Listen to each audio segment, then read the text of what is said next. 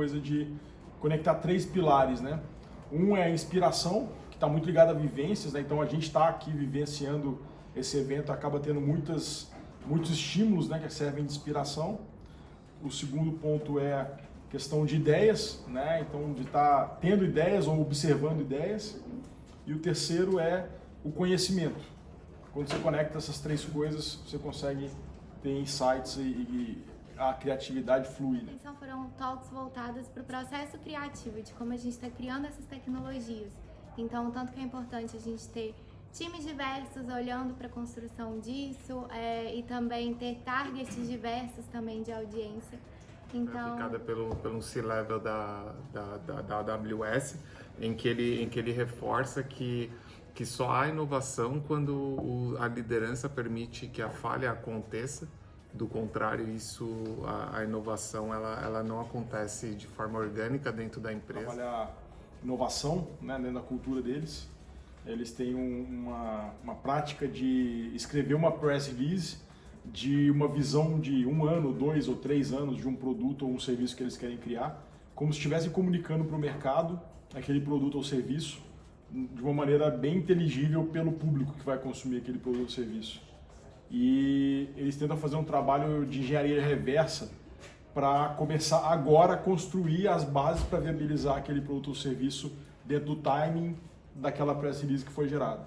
Então serve tanto para poder meio que gerar uma user story ali para poder o time de engenharia desenvolver, mas também para ter um compromisso formalizado para que eles tenham o senso de urgência de construir aquilo até aquilo se tornar uma realidade e a press release de fato eventualmente ser algo que vai ser utilizado no evolução quando o assunto é inteligência artificial passa por inserir ética dentro dos algoritmos, assim, trazer as percepções e as relações sociais para dentro desse contexto que ainda é pouco explorado ou quando se explora não é da melhor forma ainda. Que já foi escolhido para a gente previamente, né? Então, o quanto na verdade coisas que a gente acha que nós estamos tomando decisões são decisões que o algoritmo e a tecnologia estão tomando para a gente e a gente não tem esta consciência. E, né, hoje a gente teoricamente está consumindo aquilo que é pré-definido para a gente e ao mesmo tempo os stakeholders das redes sociais e tudo mais trazem um coach falando que as pessoas entram para buscar liberdade. Então me vem muito essa coisa de que liberdade é essa. Né, que é uma liberdade que a gente não escolhe. Ligada com a ética, né? Porque a inteligência artificial ela vem replicando ações humanas, ela vem evoluindo situações, mas como garantir que essas tomadas de decisão automáticas seguem o olhar da ética necessário sem que um humano esteja intervindo dentro dessa tomada de decisão? Ele trouxe um tema, acho que até polêmico, né? Então, falando sobre uma possível... que ele trouxe essa discussão da responsabilização dos engenheiros de software e dos cientistas de dados com relação às coisas que são criadas nas empresas de tech,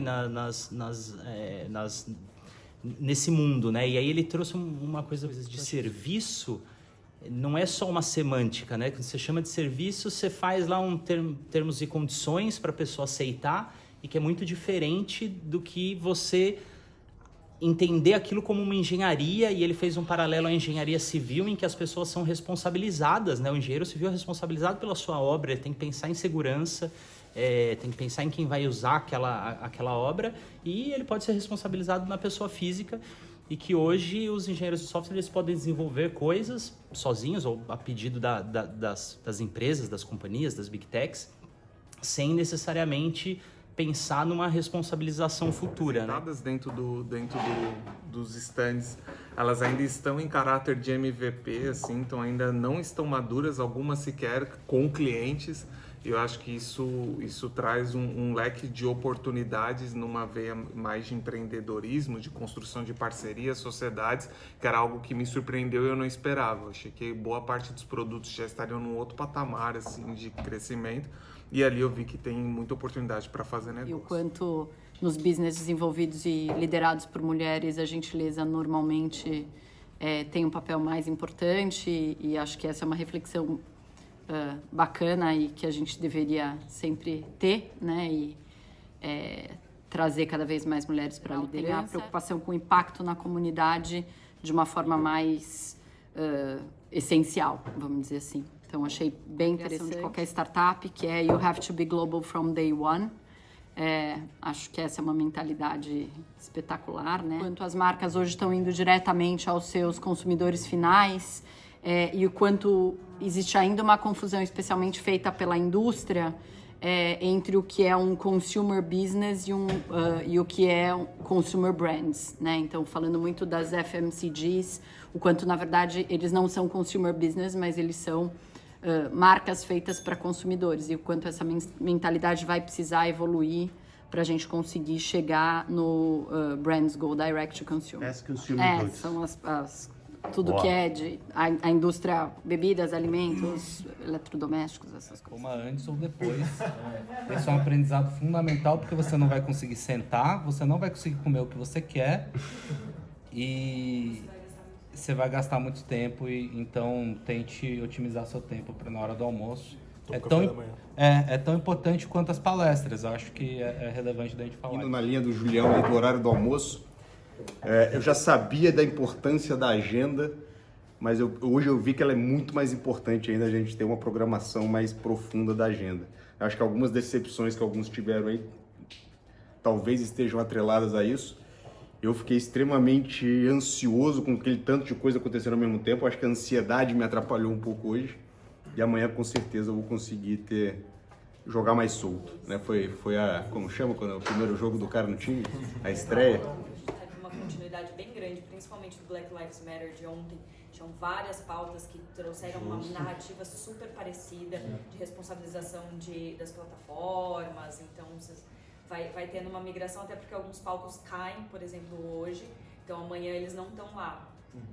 Então, ele vai migrando um pouco os temas. Organizar um pouco melhor e buscar conteúdos mais relevantes.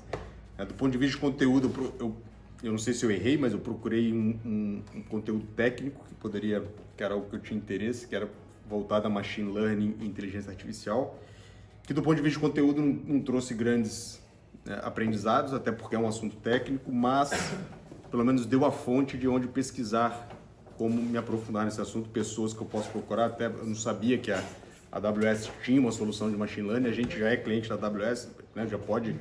Falei com o Gui, inclusive, que a gente já bateu um papo com os caras e não estava no meu radar. Num grupo nosso interno aqui o Léo já montou 3 startups ali só hoje, né? E eu acho que isso é o bacana de você também sair da sua rotina e ir para um lugar que é uma tempestade de informação, né? Então isso é super legal, eu acho, é um dos grandes objetivos que a gente tem aqui, né? Que a gente está cada vez tão mais exposto com nossas informações que vai chegar a hora que a gente vai querer privacidade. Ficou marcado para mim. E o último ponto, que eu não lembro na palestra que foi, porque para mim já bicho, já derreteu e precisa recompor para amanhã. Mas foi alguém que apresentou uma previsão de pandemia de 18 meses para, né, em algum momento. Não lembro onde foi. E eu fiquei pensando, caralho, mas será que esse cara foi foda na previsão? Foi o John Mayer, ele mostrou a capa da Harvard Business. Isso, foi ele lá. Em 2006 ele mostrou. Exatamente, eu não lembro se era 6 ou 16. Eu falei, cara, será que o cara foi assertivo pra cacete ou será que um monte de gente previu um monte de coisa e uma delas aconteceu, né? E por outro lado, o que pode estar sendo previsto agora que a gente tem que ficar de olho para daqui 15 anos? Então... Foi uma decepção, cara. Foi só decepção. Mas dentro da decepção, acho que a gente sempre tem alguma coisa que a gente pode tirar. Né? Achei legal. E que eles traziam que para isso realmente acontecer, a gente precisa envolver toda a cadeia. E acho que ele usou um exemplo muito feliz nessa comparação, que ele falou, olha, o estabelecimento pode fazer a experiência mais fluida para o usuário, mas quando o pagamento ele é realizado, se no final chega a fatura e a pessoa não reconhece, não se lembra que ela fez aquela compra, e ela liga para o banco, e o banco não sabe qual foi o produto, qual foi o estabelecimento daquela compra, a jornada de pagamento não foi completa. Então, o banco precisa estar envolvido, o cliente precisa estar envolvido, toda a cadeia precisa estar envolvida para que esse processo sem fricção aconteça. Sem fricção, sem ter os dados necessários para poder aprovar e poder fazer essa fluidez acontecer de maneira consistente, sem os riscos necessários. Então, que o e-commerce precisa despertar para poder fazer parcerias e obter os dados necessários para poder levar essa jornada realmente com uma boa experiência para os usuários. A privacidade era um negócio muito intangível antes, a gente sempre falou de privacidade nos últimos anos, mas para o consumidor final, ele não entendia muito bem o que era essa tal privacidade. E que com o iOS agora e com toda essa discussão em redes sociais, isso ficou muito mais em foco e passou a ser um argumento de decisão ali no momento de escolha do consumidor final. Que em cima disso aí, de privacidade e tudo mais, hoje você não consegue, então, tantos dados do usuário ali quando você está falando de mídia paga, por exemplo. Então você precisa trazer o usuário para dentro do seu ambiente para que faça sentido, que você tenha todos os dados e tudo mais. E a partir disso, reter se torna mais importante do que captar novos clientes. Também foi uma palestra sobre marketing de influência em 2022 e mostra que cada vez mais ações pequenas, isoladas, não fazem mais sentido. As narrativas precisam ser mais longas, elas precisam ser construídas, acho que com confiança e com tudo mais. E então a gente vai ver muito mais embaixadores de marca do que propaganda, como a gente costuma ver na social media. O que é o metaverso? A gente falou tanto de metaverso ontem que eu fui hoje tentando achar tudo que tinha a ver com isso. E uma coisa que fica pra mim é a questão muito de que às vezes a gente tá pensando em Nárnia, num mundo diferente mesmo, que a gente vai se conectar e ir para outro lugar, mas a gente tá falando talvez muito mais de um Minority Report, no sentido de a gente vai começar a aumentar as experiências dentro do espaço físico. E ela traz a seguinte quote, né? Eu não quero viver num mundo totalmente oculto. Eu quero viver no meu mundo físico, o mundo que eu conheço, e eu quero ter esse mundo aumentado para mim. E quando ela fala sobre o metaverso, ela fala, é para esse lugar que a gente está indo. Então, não é pra gente pensar, a gente ir para uma realidade alternativa o 100% do tempo, mas muito mais a gente trazer isso dentro daquilo que a gente já conhece. Então, falando sobre a distância que ainda a CEO do negócio entendia que a realidade aumentada estava do consumidor final, do público geral, né? E que ela estava desenvolvendo muito mais para empresas ainda esse produto. E que o hardware é um desafio ainda para conseguir chegar para ter um acesso mais popular dessa coisa da realidade aumentada. E ela falou que o apelo para o consumidor final vai ser tirar a cara da tela, né? Igual a gente está fazendo agora, tirar a cara da tela e poder usar um device, alguma coisa, e interagir com o conteúdo e com o ambiente junto e ao mesmo tempo. Então, para mim, mudou um pouco o conceito, assim. Eu sempre fiquei pensando por que eu usaria isso e trocar o que a gente usa no celular por alguma coisa que seja a mesma coisa do conteúdo do celular, mas com uma interação mais real. Acho que pode ser, de fato, uma coisa legal. Está permitindo as empresas saírem de um nível de automação e partir para o que eles estão chamando de automation, né? Que é uma mistura de automação com autonomia. Né, as máquinas podendo ter autonomia para decidir e fazer as coisas. Né? E como o negócio que eu estou à frente hoje tem como pilar automação, me trouxe esse insight para começar a olhar além da automação, né? O que eu passo além, né? Que traz a inteligência que o Pedro, inclusive, fala bastante. Então foi legal. De certa forma, ao honesto e ao conteúdo íntimo também, né? De estar ali dentro da casa das pessoas, de saber que tem um cachorro latindo, um filho chorando, alguma coisa acontecendo. Então, ela vê muita tendência da gente continuar indo muito mais para esse caminho do que para as realidades plastificadas que a gente estava acostumado. MAT é o Museu de Arte e Tecnologia e whatever, que tem ali na beira do rio, sabe, tudo bonito e tal. E ela fala isso, o papel do museu na sociedade. E ela fala que as instituições culturais têm o papel de ajudar as audiências a tomar melhores decisões em relação ao futuro. Então ela coloca isso, como é que a gente como instituições culturais, como é que a gente dá ferramentas e narrativas para que as pessoas consigam olhar para o mundo diferente e que a gente consiga ter um envolvimento e engajamento do público em discussões e tópicos que são muito importantes no hoje. As pessoas elas têm uma limitação de criatividade muito grande porque elas não conseguem enxergar novas narrativas. Então esse papel das instituições culturais para criar esses lugares de futuros, né, de possibilidades de futuros é muito importante para a gente tomar melhores decisões do futuro. Pode coexistir ao mesmo tempo e gerar provocações para trazer novas perspectivas. Então a relação do futuro não é só o futuro, a gente pode trazer o passado e o futuro, o presente e o presente e o passado no mesmo contexto para começar a gerar novas realidades nesse sentido. Que ele tem o Secret Cinema, ele faz eventos, ele vende 40 mil ingressos para um evento que ninguém sabe onde é e nem como vai ser. E geralmente esses eventos estão ligados a cinema. Então a pessoa ela vai para vivenciar um papel. Então tem um que é o, sei lá, Star Wars. Então o cara vai, ele entra ali, ele tem que vivenciar um papel, seja o Luke Skywalker, seja um Stormtrooper, seja um ET, seja uma... Então é esperado que as pessoas exerçam um papel. E ninguém pode entrar com o celular. Que é justamente para as pessoas vivenciarem. E aí ele faz um questionamento muito legal que é: a tecnologia serve a nós ou nós estamos servindo a tecnologia? E aí a reflexão dele toda vem em cima disso. E aí ele tem todo um projeto que chama Lost.org, ou alguma coisa parecida com isso, que é justamente trazendo uma crítica em relação a isso. Ele falou assim, ó, o mundo hoje ele mudou. Então as pessoas elas trabalhavam em grandes espaços, que esses grandes espaços não estão mais fazendo sentido, então esses espaços estão desabitados. Ele falou assim, então eu preciso construir alguma coisa nesses espaços para fazer com que as pessoas possam de fato habitar e ter experiências, né, se jogar ao acaso, ter experiências humanas antes que a Amazon venha e compre tudo e transforme em warehouses. E aí ele tem esse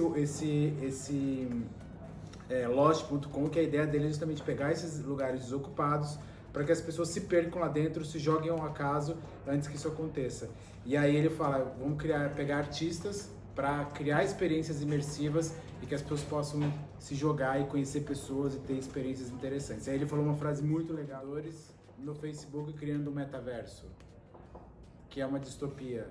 Ele falou, chamando 10 mil artistas para criar um mundo invertido onde as pessoas possam ter coisas reais. Então ele faz uma resistência em relação a isso. Ele fala assim, né? Todo mundo tinha uma visão em que todo mundo poderia ser famoso por 15 minutos. Eu falei assim, a minha visão é que em algum momento todo mundo vai poder ser desconhecido por 15 minutos. Então isso é bastante legal demais. As pessoas vão querer o anonimato, né? É isso. Buscavam os 15 minutos da fama, elas não passaram a buscar. Esse é maravilhoso. Até esse lugar que a gente está aqui, a gente pode falar um pouquinho depois, é um lugar muito legal, porque o Celina ele é conhecido muito pelos nômades digitais. Então muitas pessoas vêm para cá, trabalham aqui, então tem coworking, tem espaços, tem atividades, então as pessoas vêm, comunidades vêm, se juntam aqui para trabalhar, viver, morar por um tempo. E aí o nomadismo digital significa não ter, né, um espaço, não ter um lugar, um porto. Mas o que eu vi, uma coisa que me chamou muito a atenção é que agora os nômades digitais eles têm lugares. Lisboa está querendo se formar um lugar como esse, Espanha tem alguns lugares que estão querendo formar como esse, e é uma coisa que eu achei muito legal, que tem um stand do Cabo Verde falando, venha trabalhar aqui. Nós somos uma Tech Island. Então, chamando as pessoas para aí. Então, enquanto vários países estavam trazendo os seus stands, mostrando suas startups e seus investidores para o mundo, eles estavam fazendo um movimento que Portugal está fazendo também, que é vem para cá, vem trabalhar com a gente. Então, ou seja, os nômades digitais, teoricamente, não têm lugar, eles estão agora com alguns lugares muito específicos. Aí o Cabo Verde, uma ilhazinha, fazer esse chamado eu achei muito, muito interessante. Fazendo lá. Você falou, antes começou o cara do Boom Festival, né, que falou, um festival de música eletrônica, e a coisa do storytelling que ele falou, né, então eu achei muito engraçado, quando você vai falar com o organizador do festival, os KPIs que ele mostra, ele mostrou o número de pessoas que mudaram para a cidade, que é Idanha, as pessoas do mundo todo que mudaram de local para viver naquela comunidade. Então eu falo, quando for storytelling forte, até um evento pode atrair gente para migrar para um país, para morar na fazenda que acontece o evento. Eu achei muito louco, isso é cada vez mais difícil de identificar, né? Era um advogado de direitos humanos que não falava pela ONU, mas ele trabalhava pela ONU, e um cara que foi desenvolvedor e hoje tem uma associação que eu esqueci o nome aqui, exatamente para trazer esses issues de questão de social, e eles falando isso, né? Falando que ele falou do ponto de vista das minorias quando se utilizam de mídias, ele falou o medo e a incerteza são os principais emoções que essas pessoas têm, né? Duas absolutamente negativas, né? Medo e incerteza. Então é uma coisa opressora para quem for uma minoria nas mídias sociais, é o pior lugar para a pessoa estar. Eles vão fazer com a Disney, é muito inteligente, porque tipo, a Disney vai estar na casa das pessoas sem você pedir, sem você saber, e quando você vê, você vai estar lá, ei Disney, E, tipo, como as marcas vão poder entrar na nossa cabeça com a Alexa e também essa previsão que, tipo, que ele conta é muito legal. Toda manhã você pede pra tocar o Justin Bieber, então você vai ter que parar de pedir e a Alexa já vai saber e você vai acordar e vai estar tocando o Justin Bieber. E o que ele ressaltou, né, até a conversa de ontem da Francis, é que a Alexa sempre foi planejada para ter a escolha do usuário, a privacidade, os aceites. Então, achei legal, apesar de saber que, né, meio fala deles ali, porque a gente sabe que ela escuta mesmo com o microfone, né? Tem essas coisas, mas essa questão deles estarem ressaltando, a maioria estava ressaltando isso. Sem ficar com aquele pé atrás, assim, é a moda agora a diversidade, falar de empresas diversas. Mas até onde isso é verdade, tipo uma Amazon considerando, a gente tem que ver estatísticas. E foi muito legal que o Web Summit soltou que a maioria do evento é mulher, né? 50,5% é a primeira vez que ultrapassa as mulheres. E aí as meninas, eu assisti um que era com 2 meninas também, que elas ressaltaram bastante isso, e foi legal que eu até comentei com a Ana, que elas comentaram até da diversidade etária, né, como uma delas sofreu muito etarismo na carreira, e isso é pouco discutido, a gente voltou muito para a questão de diversidade racial e de gênero, e esqueceu um pouquinho que o etarismo também é um problema, que ela falou, eu como uma mulher de 40 anos sou vista como ultrapassada, enquanto meus colegas de 40, 50 anos são vistos como sábios, mestres, né, então isso foi bem bacana. A sua empresa, ela falou que vai ser a tendência de 2022, porque é só ver a Clearceu tem 10 mil seguidores, só que a gente tem 4 mil funcionários, se 4 mil funcionários tem 100 seguidores, vai dar muito mais que os nossos 10 mil seguidores, né? Então, batendo essa tecla de usar os funcionários para espalhar a mensagem da empresa é bem legal. Muito, muito simples. Porém, eu acho que a gente sempre tenta tirar ali, né, fazer um limão da limonada do limão, sei lá. Porque, por outro lado, eu achei interessante que a maioria dos stands eles eram bem abertos, então eles eram bem convidativos para as pessoas entrarem, conversarem, trocar ideia. As poucas ativações, elas tinham bastante engajamento, então o stand da H&M também eu vi lá, tinha um óculos virtual, e aí tinha uma interação, você via quem era o design e tal, e tinha uma fila gigante, então assim, as pessoas querem ter experiências, elas querem poder participar. De Instagram, as pessoas iam lá, tiravam fotos e tudo mais, e tinham 2 cabines, então se você tinha uma ideia que pudesse ter a ver com o negócio da EDP, vinha um representante da EDP, você entrava na cabine e fazia um pitch com ele ali rapidinho, então isso eu achei também interessante, porque gerou bastante engajamento. As poucas ativações tinham muito engajamento, as pessoas queriam estar lá. O stand da Delta também tinha uma explicação super legal sobre um café que eles lançaram, aí tinha uma degustação, tinha como fazer o café, que é o slow, né? Então tinha todas as cafeteiras para você fazer um café slow, que o café era torrado e moído para ser feito de forma devagar. Então realmente você vivia aquela experiência, então isso mostra que as pessoas querem ter bastante experiência. Eu assisti a palestra também do festival do Boom, né? Boom. Eu achei muito interessante isso também, né? Que realmente você tem uma boa história, as pessoas vão e se engajam e querem, eu acho que volta pelo mesmo ponto, querem viver aquilo, né? Então eu achei bastante interessante também, acho que foram os pontos mais bacanas que eu vi hoje. Mas o mundo dos seguidores ele está cada vez mais ganhando relevância e os influenciadores cada vez mais ganham relevância com base na sua base de seguidores, não na credibilidade de fato que ele passa. Então, um dos desafios dos próximos anos, principalmente para esse nicho, é conseguir uma diferenciação e uma distinção do que serão informações com credibilidade de jornalistas ou de pessoas que passam informações verídicas para influenciadores que apenas têm uma base de seguidores muito grande. Então eu achei que esse estudo e esse desafio que se terá para os próximos anos e para as próximas gerações, inclusive, acho que não só no âmbito das pessoas, é muito interessante. Não há uma resposta ainda, pelo menos não foi levada para a palestra, algo que pudesse ser uma lição de casa sobre isso.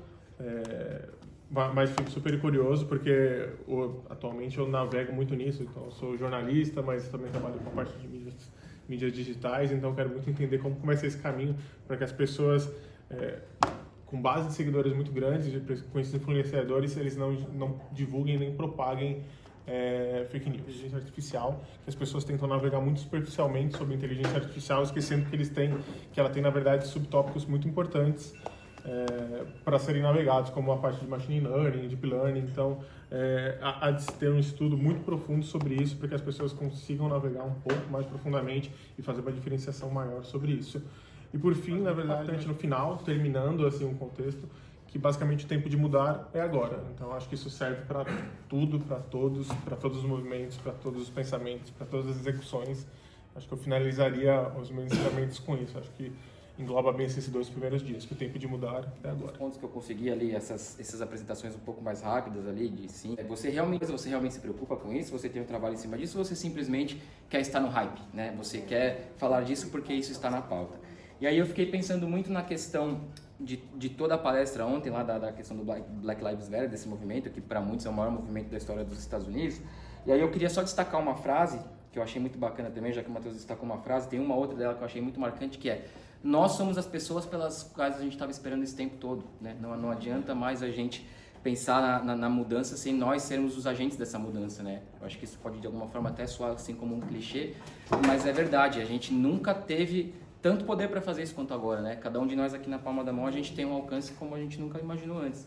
E a gente pode fazer isso todos os dias, independente da nossa área de atuação, independente da nossa área de conhecimento, independente do que a gente é especializado. Que ela tá falando muito da formação de jovens meninas. E a rede social, essa coisa de ter tudo na palma da mão, ela comparou a uma menina abrir uma janela na rua de Nova York e perguntar: eu sou bonita? Porque a rede social também tem esse... É verdade. Tem essa força, né, de espalhar mensagens, mas também tem a força de espalhar mensagens negativas e você não saber o que você vai receber em troca.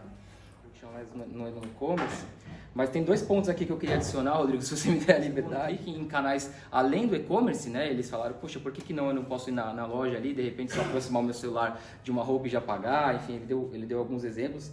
E aí eu fiz muito uma conexão do que a gente viu na última NRF, que teve a edição presencial, que foi em janeiro do ano passado, onde a gente visitou algumas lojas ali que algumas marcas tinham como flagship mesmo, que era um lugar de experiência, não era um lugar que necessariamente tinha que ter um resultado de venda, de faturamento, se pudesse ter, ótimo, mas que funcionavam mais como flagship das marcas mesmo. E aí eu lembrei inclusive da visita que a gente fez à Amazon Go, que eu acho que é um grande exemplo de loja assim, que tem essa questão do frictionless, que você sai de lá, inclusive, com a sensação de que você está roubando as coisas, porque você simplesmente entra com o seu QR Code no celular, pega o produto e vai embora, e daqui a pouco vem a cobrança no cartão que você tem cadastrado ali. E aí eu queria só adicionar esse ponto da questão que eles falaram sobre a importância do one-click para além do e-commerce, e também a importância de você ter uma conexão clara entre o conteúdo e a parte comercial ali que você está trabalhando. Aliás, até o exemplo da NASCAR, que eu achei muito bacana, que você até no áudio que você passou pra gente, você falou inclusive sobre isso, que eles tinham ali, era uma propaganda num carro, né, que ele já conseguia remeter a pessoa ao produto, né, e eles tiveram um puta sucesso nisso, uma puta conversão, enfim, muita gente acessou, e muitas das pessoas que acessaram compraram o produto. Não lembro exatamente qual que era o produto, não lembro se ele citou. Quem falou? A camiseta, isso mesmo. Achei muito legal isso, então eu só quis adicionar esses pontos porque eu estava lá também. Eu assisti o item 100% do nosso core. Teve um lance da decepção que vocês tiveram um pouquinho ali na área de vocês, mas eu tento olhar também o copo meio cheio, né? Que assim, a gente viu muita coisa falando sobre account takeover, né? Sobre ataques de hackers, e depois logo em seguida teve uma falando sobre diretamente combate a fraudes mesmo. Coisas que para nós são como algumas obviedades, assim, um conteúdo bem básico mesmo, né? A gente vê coisas ali que para nós já são muito familiares e de repente óbvias mesmo, mas eu tento olhar o copo meio cheio de que assim, que bom que a gente está nessa vanguarda, né? Que bom que lá no Brasil a gente, infelizmente, tem uma fraude muito criativa, muito voraz, que faz a gente ter uma expertise muito grande, né, nessa área, mas que bom a gente ver que lugares de primeiro mundo estão aí agora passando por isso, e a gente de repente tem muito a ajudar, não só a aprender, mas muito a ensinar também, e eu acho que às vezes é importante a gente ter essa consciência. Eu acho que... Não, a minha percepção principal é do evento como um todo, né? Porque quando você vai em evento nos Estados Unidos, é um jabá comercial, e aqui a gente vê que as pessoas no evento trouxeram os temas que são relevantes. Por exemplo, essa coisa do Facebook, dessa coisa da inteligência, das Big Tech. E o que me impactou mais nessas palestras foi que um engenheiro de dados também tem que ser responsabilizado e tem que ter a coisa que eu sempre fui muito pela liberdade do Estado, mas eu acho que ele falou que na história da humanidade a indústria farmacêutica não era regulada, a indústria de automobilística não era regulada, e chegou a um ponto que, por causa de um para-choque que matava as pessoas, eles tiveram que regular a indústria automobilística. Então essa coisa que você tem que fazer livre, você deixa, mas em algum momento você tem que falar uma coisa de regulação para fazer o bem comum. Então acho que isso das Big Techs sendo regulado, acho que é um ponto bem importante, que a gente escutou aqui, mas não escuta nos eventos dos Estados Unidos, porque lá é muito dominado pelas empresas de tecnologia americanas. Então acho que isso foi bastante legal, pessoal. Curta o evento, adorei o que você falou, Dantas, porque a hora que você vai no evento é tanto conteúdo, mas mais do que o conteúdo é como é que você está nesse evento, conversa com as pessoas, né? Queria tomar um café aqui, mas levei um banho de loja, né? Cheguei aqui meio-dia. Vou tomar café no evento para conversar com as pessoas e é bem legal você deixar a aleatória, né, conversando. Então hoje tive um papo fantástico com uma fintech não, com uma startup brasileira sobre o nosso negócio, que foi bem legal. E assim, é deixar o acaso vir. Então, é muito, muito grande, mas se você se deixa levar, você vai encontrar as coisas que vai fazer sentido para você. Beijo! É um dos momentos mais ricos da missão, que é onde a gente consegue fazer essa troca. E a gente vem buscando cada vez mais essa questão da qualidade. Hoje, a gente teve greve de metrô, teve muita chuva, teve uma série de coisas, a gente acabou demorando para chegar aqui. A grande maioria das pessoas aí tiveram dificuldades para chegar, mas obviamente a gente está para escutar vocês. Mas a experiência de fazer lá, não tendo um espaço que a gente possa fazer de forma estruturada e tudo, acaba perdendo muito. Acaba perdendo muito dessa troca, dessa riqueza da gente poder... A Babi, não sei se vocês perceberam, a Babi ele estava anotando tudo que a gente estava falando, que isso tudo vem, depois a gente vai tangibilizar isso no material também, que vocês vão ter, que a gente vai conseguir trocar. Então tem um momento aqui que é a importância dessa troca, né? E aqui a gente faz o turismo, eles colocam a ponta de a gente trabalhar o turismo criativo, que é envolver a comunidade, desenvolver a comunidade, o entorno do que tem. Então isso faz parte da viagem, faz parte da missão, faz parte do momento de vocês conhecerem também outros lugares. Mas assim como a Magia colocou, tá de 1 a 5, vocês podem votar.